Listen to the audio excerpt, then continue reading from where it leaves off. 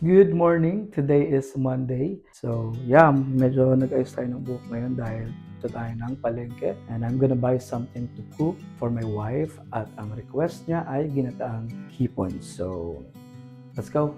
Nakabili na nga tayo ng hipon sa palengke. Sobrang mahal niya. 500 plus 1 kilo. Kalahati ito siya. Actually, malalaki siya. Sugpo daw ito eh.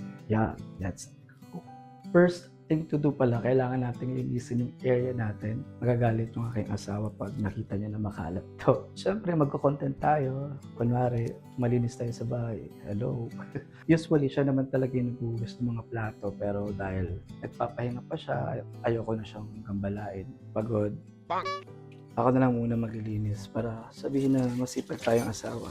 Natapos na tayo maghugas. Malinis na yan. Tapos na maghugas pa ako lang naisip kong gamitin. So gagamitin natin itong ngayon dahil sayang naman ang pagbili natin ng apron. So now let's proceed sa ating pagluluto. Actually di ko alam kung nilalagyan ng kamatis yung ginataang hipon. Pero dahil sa nahiwa ko na siya, wala tayong choice. Gamitin natin. Nakapaghiwa na ako ng sibuyas. At saka yun nga ng bawang. Susunod natin itong kalabasa and sitaw. Huhugasan na rin natin ang ating mga sugpo. Look at that. Ang laki. Yeah. Hindi ko na siya binalatan guys kasi malaki naman siya. Tsaka para challenging pag kinain. Challenging! Inantok lang ako sa pagtanggal nitong bituka ng hipon. Dahil nga madami sila, na-bored ako. Katapos natin igisa yung bawang, sibuyas at saka kamatis, unahin na natin itong hipon and then kapag namulan na siya, ibig sabihin luto na yun, aahunin natin siya para hindi siya malata. Okay? Pagdating naman sa kalabasa, mas gusto ng asawa ko na mas malambot siya. So, medyo papalambutin pa natin yung kalabasa para mas masarap siyang ihalo sa kanin. Tapos tutunawin mo. Sabi ko sa'yo, naisalang ko na yung kalabasa, yung sitaw. Ngayon, ibabalik natin tong hipon na inahon natin para mas maluto pa siya and then kuluan lang natin mga 2 to 3 minutes then pwede na.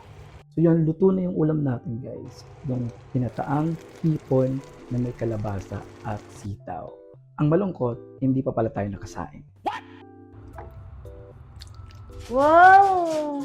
Nagpalengke ka? Request. Yeah. Wow, sarap. Diba gusto mo yan?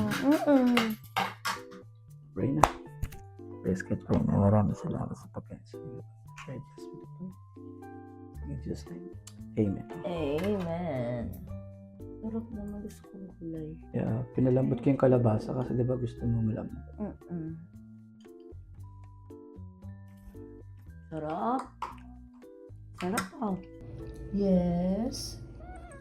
Ano yun? Gusto siya mag-eat. Anong gusto mo? Oh, behave muna si Hope. Oh, wow, behave.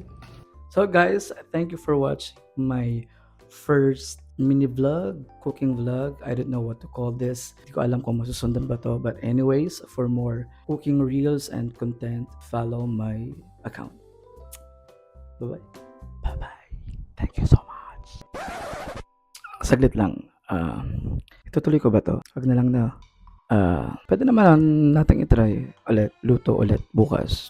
Ganun. Pwede rin kwentuhan. Magkanta na lang kaya ako.